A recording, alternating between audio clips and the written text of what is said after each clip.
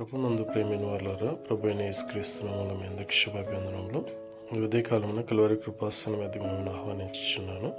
మొదటి సమూయేలు గ్రంథం 2వ అధ్యాయము 18 నుంచి 21 వచనం చూస్తే, ఏలీ ఎదుట ఉంచబడిన సమూయేలు నారతో నేయబడిన ఎఫోదు ధరించుకుని యెహోవాకు పరిచర్య చేసేవాడు ఉన్నాడు. వాని తల్లి వానికి చిన్న అంగీ ఒకటి కుట్టి ఏటేటా బలి అర్పించడానికి షిలోకునకు వచ్చినప్పుడు వానికి ఇచ్చుచూ ఉండేది.